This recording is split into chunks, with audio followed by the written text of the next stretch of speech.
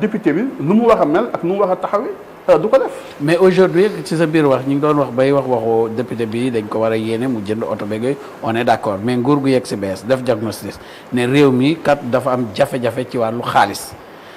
nga ñëw ñu ne jënd ngeen ay oto yu 50 millions pour les députés yow loolu lan moo ci sa xalaat. non erreur la c'est-à-dire je vais même te dire autre chose. Même le problème qu'il y a eu à l'université. C'est la communication autour de ça moo ko indi. parce que tu peux pas dire xëy suba wax ay étudiants ne leen au moins lu ma leen fayee bourse mais am naa lu ma jënd la ñuy ay oto 50 millions c'est ça le problème c'est-à-dire la communication d'État. C'est-à-dire que ça doit être pris au sérieux ça doit être c'est du sérieux parce que lorsque ki yor nguur bu xasee ubbi gémmiñam wax. li wax dafay def effet sur tout le monde. moo tax il faut faire très attention quand on parle c'est-à-dire mënoo ne man damay nekk si digg donkaasi gi bon mun naa jël jet privé dem tukki mun naa jël lii mun naa def lële mun naa jënd ay oto pour les députés et puis pas n'importe quel oto et assumer ne damay jënd ay oto ensuite demander au petit peuple ne leen non il faut ngeen trinquer dëkk ça ne marche pas comme ça et ça ne marchera jamais comme ça c'est-à-dire que il faut gis nga ñun on a une difficulté c'est-à-dire on a du mal à dépasser nos petites personnes nous autres politiciens à partir du moment où tu es politique ñu fal la en fait je sais pas il y a une sorte de folie du pouvoir mas naa ko laaj benn président africain d'ailleurs j'étais là avec des gens ñu toog di waxtaan je lui dis mais yow bi nga nekkee dans l'opposition tu étais d'une intelligence tellement aiguë mais boo xasee yegg si pouvoir rek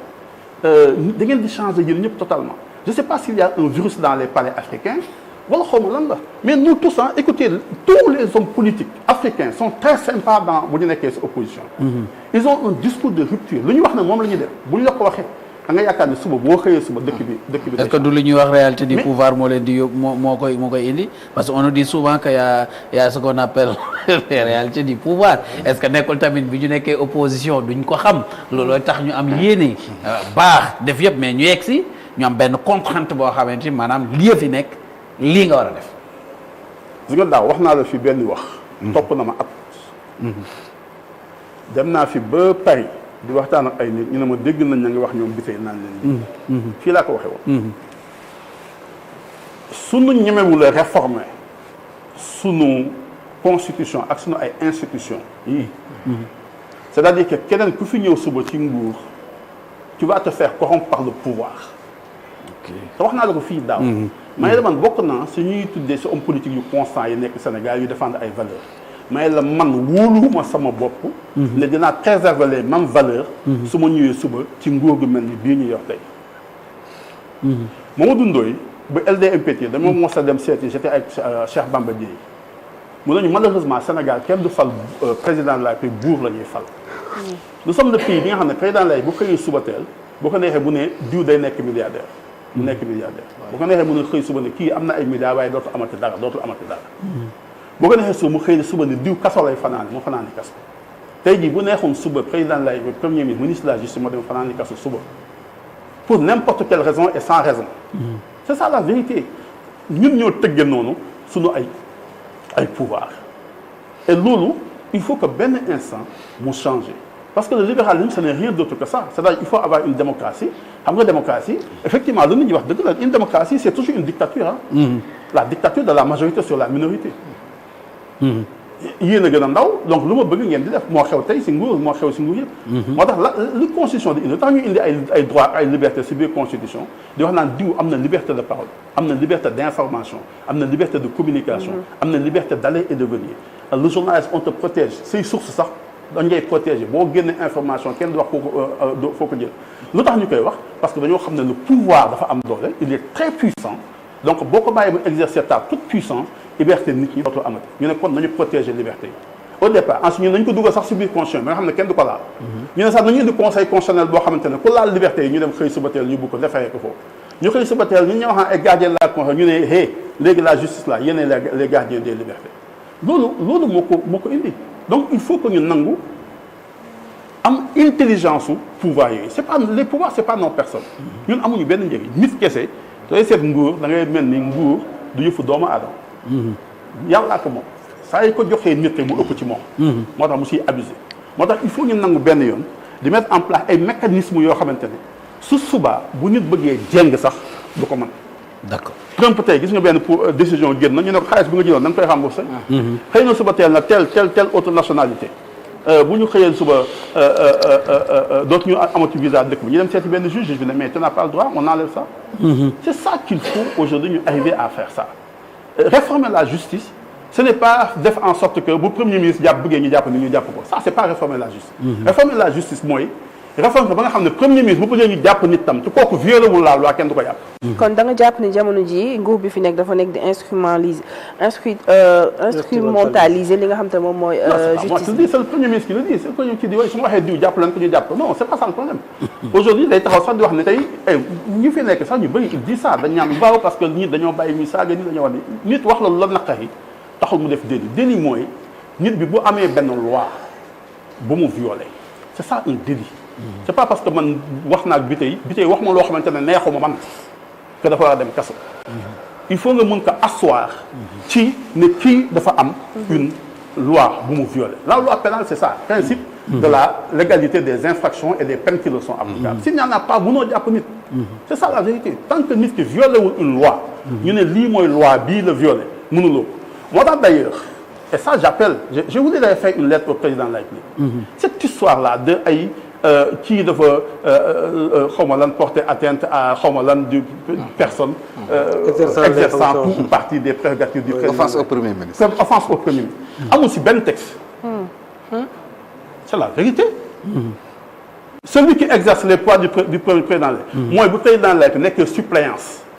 wala mu nekk empêchement définitif kooku ñëw di ko remplacer. kooku la ñu prévoir texte bi. moo tax pendant tout ce temps là koo si mos a jàpp. bu ñu demee si juge du siège mu libéré la mais on continue jàpp ay ñu si loolu Lassana Kanté bële on l'a libéré de ça mais loolu taxoon ñu jàpp ko.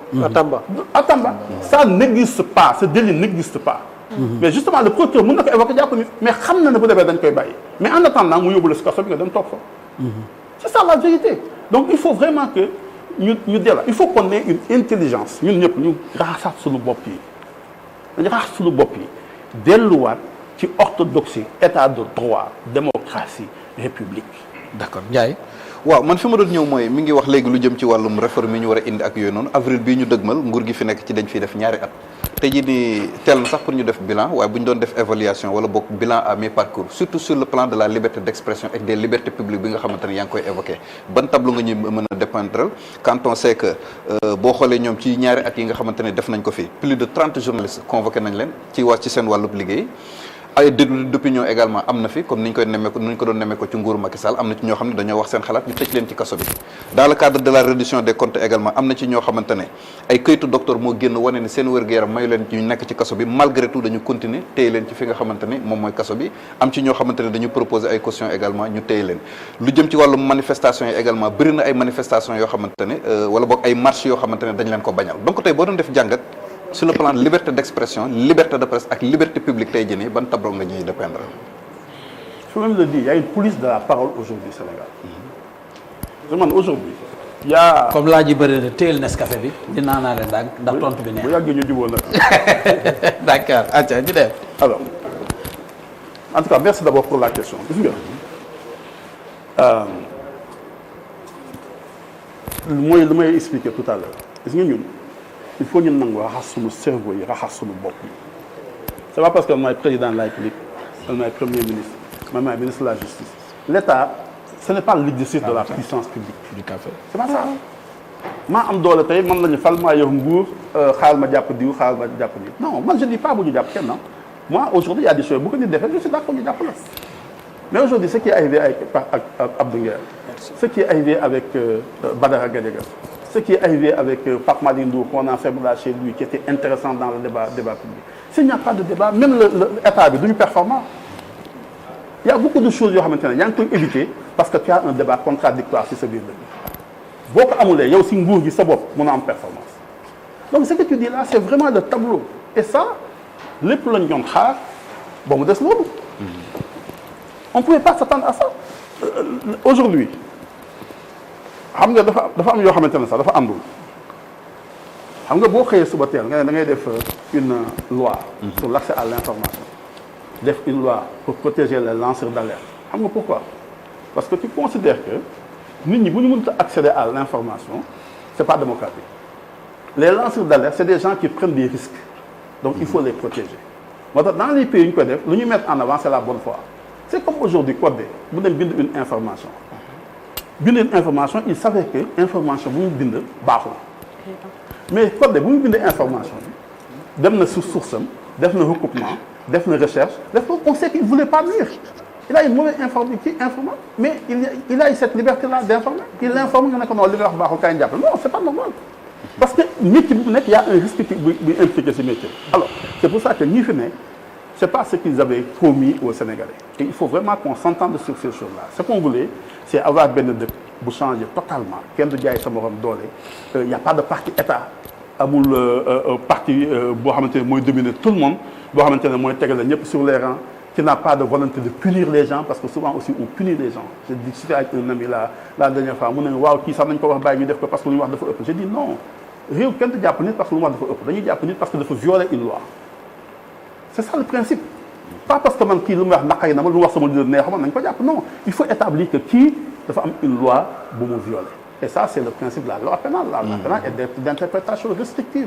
s'il n'y a pas de texte il n'y a pas de délit s'il n'y a pas de texte il n'y a pas de peine c'est ça le principe de la loi pénale fii jàpp nañ fi ay nit on les a tous défendus moi j'ai considéré que li dal le président Diomaye bi ñu koy jàpp il y a pas une plus grande injustice que loolu ci dëkk bi j'ai considéré que lu dal Ousmane Sonko ñu dem barricade de këram sans une décision de justice je trouve que c'était injuste pour moom je trouve que lu ñu ko jàpp xañ ko mu nekk candidat pour une simple affaire de diffamation je trouve que c'était pas juste bu ñu koy def mais je ne suis pas aussi d'accord que moom mu ñëw nekk tey aujourd'hui ñu jàpp ay nit parce que diw wax na lii diw def na parole lii def na lii non c'est ça qu'il faut éviter et nañu delluwaat sur l'orthodoxie li wax dëgg la mën ngaa jàpp nit reddition des comptes mais booy jàpp nit aussi dañ koy teg si jaadu lu jaadu tey ñu ngi fi toppoon yëpp di leen def madame Ndeye Saly Diop je crois que même l'État doit lui présenter des excuses man mënuma comprendre pour gérer ay milliards benn nga di ko poursuivre di ko jàpp pour 50 millions n'importe quel auditeur sous ce rapport-là day déclarer ne lii rien n'a signalé pour quelqu'un qui a géré des milliards tu ne peux pas arrêter quelqu'un pour ça ça c'est la première chose la deuxième chose nga topp mu ne man defuma dara aujourd'hui la justice lui a donné raison non lieu donc il faut pas cibler non mais je suis d'accord ci bu ñu demee ba ci non-lieu bi mais tey même quand tu gères des milliards 2 millions sax manqué ci c'est pas normal. alors bu fekkente ne 2 millions yi manqué ci sa tayeef la. ah non moi je ne dis pas que. waruñu je dis duñ ci jàpp ni pourquoi je te dis. bi tey yow suba nga xëy suba teel ñu jox la xaalis. ne la yaay yóbbu équipe Walfadjri bi. ngeen dem Màggalu Touba wala Niassène wala fi ne. ñu ne sa budget ñaata la ñu ne la 2 millions. ñu jox la 2 millions nga di ko gérer. nga ñëw gérer ñu ne defal compte yi nga wàcc ci compte yi ba mu jeex nga gis ne am na benn 11 000 francs bu ci manqué. dañ lay jàpp. c'est ça le rapport. il y a des choses il faut une application intelligente. pourquoi parce que yow si les 11 000 francs la am na benn weccitu 100 francs bu des fële am na koo xam ne benn xale boo yónni woon may ko 500. am na koo xam ne bi ngeen xëccoo yéen ñaar weccit bi yaa ngi ko war a jox 2800 mu ñëw. 11 000 n'est pas 50 millions. Hein? oui mais sur le rapport de milliards. c'est la même chose. waaw fais attention à ça je ne dis pas qu'il faut pas poursuivre. mais je dis loolu jarul tout le tintamarre autour de justice lële. loolu c'est des choses on peut les négocier. avec la personne tu viens tu établis ça avec la personne. nga defal ko ordre de recette ne ko rembourser li nga jël. c'est pas la peine de faire des chats pour lui parce que en définitive gis nga dëkk bi tey am na ñoo xam ne boo leen woowee suba ne la kaay nekk ministre alors ils ont des compétences mën nañu xam nañu ils vont te dire du ma ñëw. parce que li leen di fekk ci coow jaru ko alors que waa ji ñëw tey il oublie sa vie privée il oublie tout ñëw jël des risques pour dugg dans la gestion de l'État alors que lui-même n'est même pas ordonnateur de son budget nga ñëw di ko topp pour ces choses ça pose un certain nombre de problèmes il faut pas ñu bàyyi di defante fayonte kii moo ma defoon lii kii moo nekkoon ci nguur gi kii moo def nii les histoires de ay reddition des comptes ay yooyu warul nekk affaire au gouvernement bu ci gouvernement duggee rek dossier bi yàqu. alors ci loolu monsieur le ministre gisoon nañ ci kaaw Farba Ngom ngay dénoncer li nga xamante ni moom mooy procédure bi ni mu amee nga dem ba wax ni procédure bi bu ñuy xool juridiquement c'est nul alors ci yan fondement judiciaire nga basé wu pour wax li nga xamante ni moom nga ci wax. alors le dossier de Farba dama si njëkk wax une première fois j'avais dit une première fois ne moi le dossier de Farba ça me pose un certain nombre de problèmes. je dis man dama siy tey. parce que am na lu ma mës a dégg Farba wax ko ak Thierno Alassane Sall moo tax ma ciy tey par contre j'avais dit Farba du amul signature. Il n'est investi d'aucune puissance publique. Yawul xaalis état. yawul terrain au état. donc bu Farba amee terrain. wala mu am xaalis ñu ne si état bi la ko jëlee. Farba mënuñu koo jàpp lu dul comme complice co-auteur wala receveur. waaye Farba fu muy jël xaalis état ku ko jox après dafa mën a signer chèque état dafa mën a jox boppam terrain lu ñuy wax ne moom la jël mot na 10 fois 15 fois 20 fois budget Agnam bi nga xam ne fa la nekk fa la donc du xaalis Agnam. donc boo ko bëggee jàpp il y a un premier problème première étape boo war a gérer ça c'est la première chose. la deuxième chose on le poursuit boo poursuivre nit nga di ko topp pour détournement de deniers publics yoon def nii waa jooju bu bëggee liberté provisoire dafay cautionner lu toll ak li nga koy jiiñ ne moom la jël waxuñu sax loolu de mais li nga ko jiiñ rek le principe est très simple ñëw naa ñu toog fii di waxtaan maa ngi yéen ba ñibbi jot ma jóg di ñibbi madame Mbacke ne ah attention invité bi sama 100 000 réer na fii ma ne mais man jëluma 100 000 yi nga ne ah yooyu yaa ko nekkoon ma ne mais man Thiès laay ñibbi mënu ma fee toog nga ne ah mënoo dem nag te 100 000 yi feeñ nga ne mais boo bëggee dem yow bàyyi fi 100 000 bu xaalis bi feeñee ma delloo 100 000 bu feeñee na nga xam ne sama 100 000 nga jël. ok kon buñ paree émission man mun naa wax loolu. waaw ma wax dëgg naa avocat Fane Ndiaye yi mooy sama avocat. man ma jox la 100 000 ba pare nga ne ma doo dem. mooy cautionnement. oui. c'est ça le problème. ci ma ji joxeel 100 000 ma joxe 100 000 parce que lu ñu siy wut mooy état moom du ñàkk. ok état moom warul ñàkk. du ñàkk waaw. ne yow yaa jiit na la yaa jël suñu 100 milliards mënuma laa bàyyi nga dem parce que état moom mënut a ñàkk 100 mais milliards. cautionnement aussi c'est encadré. oui oui je suis d'accord tout à mais on te dit 100 000 da nga am xaalis da nga fiy bàyyi xaalis bi boo bëggee téye waa ji bul jël xaalisam mais à partir du moment où tu acceptes mu cautionner jël xaalisam jox la lu tolloog li nga ne moom la jël à partir de ce moment là il a droit à la liberté provisoire. Ça c'est la première chose. maintenant li si beesaat mooy li xew bu mu xewee man j'ai pas dit ça man neewuma ay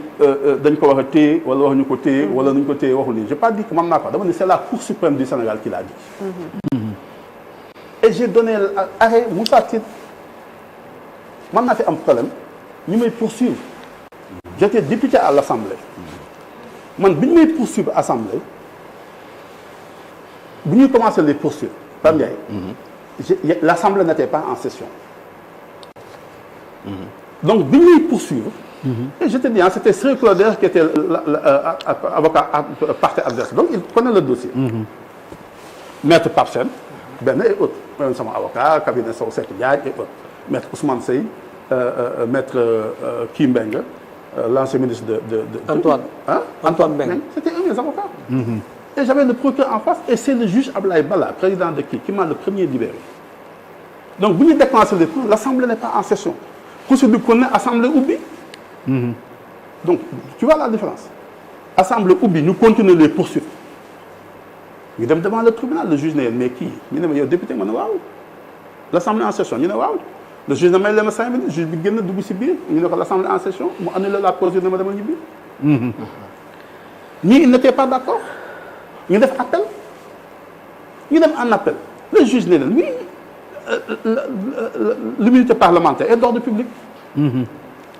leen poursuivre waa ji fekk il est en session il est député vous avez déclenché les poursuites fekk il est en session. ne ma ne annulé la procédure ñoom kontaan nañu ñu dem Cour suprême ne kii dañ ko doon poursuivre bu ñu koy poursuivre assemblée bi nekkul session ñu dem ba si digg bi assemblée bi nekk en session on a continué les poursuites donc le juge là daf ñoo wax a casser la décision de la cour d'appel ñu jugé waat waa ji parce que dafa maa diffamé la Cour suprême a confirmé la décision de la cour d'appel un député même bu dee da ngay commencer poursuite yi fekk assemblée nekkul en session ñu dem ba si digg bi assemblée nekk en session si vous continuez les poursuites la procédure est nulle c'est la cour qui le dit dans le cas de Farba waxuma sax ba ñuy commencer digg beeg yépp l'assemblée est en session vous ne pouvez pas le poursuivre ils ont fait l'erreur poursuivre ko la cour décision de la cour la jurisprudence de la Cour suprême c'est que kooku dañu annuler procédure pour premier dossier bi wala deuxième bi. Deuxième bi c'est les téléphones. Deuxième bi, ok. Xam nga le premier c'était lié à ça on a refusé de lui donner le truc. L'immunité. Ensuite bu ñu leen waxee ne mais pourquoi les dossiers yu ma àndaloon ngeen bàyyi ko moom ngeen kii madame le ministre a fait une conférence de presse ne kii sax dañ ko jàpp mu yor ay téléphone. def nañu nii ils ont posé des actes de procédure clairement. Et ça c'est madame le ministre qui le dit. Mais elle sait pas que ce qu'il dit c'était aussi grave que ça. Moom moo avoué ne ils ont déclenché une procédure de poursuite contre Farba. Quand tu le vois ci biti ça veut dire que poursuite bi commencé na alors que kii député la mi ngi assemblée. Mais c'est ça que le procureur a corrigé en quelque sorte bi mu demandé à ce qu'on lève l'immunité parlementaire de Farba Ngom.